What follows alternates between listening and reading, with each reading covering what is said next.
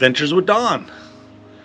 For today's adventure, actually it'll be tonight's adventure, we're going to try some astrophotography. What is astrophotography, you ask? It's taking pictures of objects in the sky such as nebulas, constellations, galaxies, the moon. Instead of driving to a far distant area like 2 hours away like I've been doing, I'm going to do this right in our own backyard. Hopefully I'm going to get the Elephant Head Nebula, or was it the Elephant Trunk Nebula? An elephant thing. It's supposed to be up in the sky somewhere above the North Star. So I don't really know where it's at other than on a map, but we're going to see if we can find it and get a cool photo of it. If not, we'll see what else we can take photos of. But we're all ready to go, except for we got to wait for dark.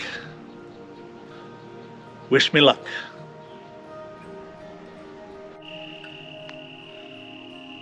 So first things first, we got to set up the star tracker to make sure that we can track the nebula for a long exposure.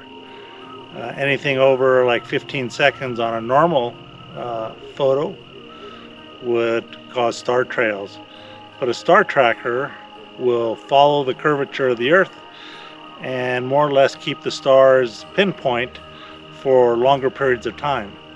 So that's our goal. To do that, I have an iOptron star tracker, easy for me to say.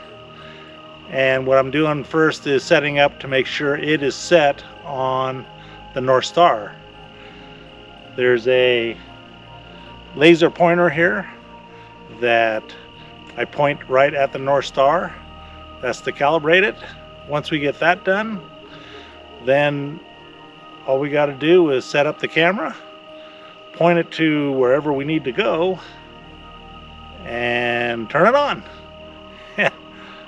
Hopefully after a while it'll take a few photos. Well, I'll set it to take a few photos, and hopefully it's tracking that nebula that we're shooting for, and we can put it all together in Lightroom and get a really cool photo. Let's see if we can see the laser pointer, because I've got it on. Well, I had it on. We'll get the laser on, see if this camera will pick it up so you can see where it's at. So we'll have to see if that shows up on the camera here. But the laser pointer is pointing right at the North Star. So the tracker is set. Now we got to hook up some cameras and hopefully find the elephant head nebula. It's one of those names. All right, I mounted the camera on there, and on top is my Pluto trigger, intervalometer. Easy for me to say. You gotta be careful not to kick the tripod, speaking from experience, because then I have to start the whole calibration process over. But once I get the camera on there, and then we balance it so it'll just easily move one way or another, as opposed to slam around to the other side, one side or the other, because then it makes the motor work harder and possibly burn up. But almost need a little bit more weight because I've got a big lens on, but hopefully this will work, and we'll now try to figure out where the nebula is, point the camera at it, let the games begin. As I was waiting for it to get dark, I looked up and saw the moon up in the sky.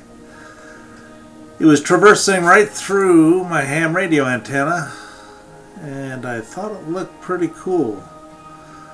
So before getting the star tracker out, I thought I'd take this photo to start off the night. Well, as hard as I tried, I could not find the Elephant Trunk Nebula. I didn't want to be skunked though, so I looked over and saw Jupiter shining. Well, why don't I give it a try? Alright, it's not as fancy as a lot of people have, but it does show 4 of its moons. Although I was disappointed I didn't get the Elephant Trunk Nebula, I didn't want to go away empty-handed.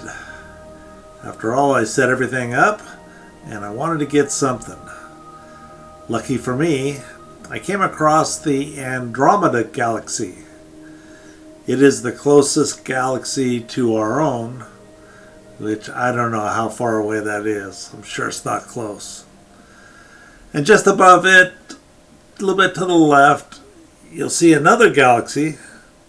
It is considered a dwarf elliptical galaxy that's a satellite of the Andromeda. So the whole night was not a loss. It was an interesting adventure and a learning process. I hope you enjoyed it too, because I like doing it.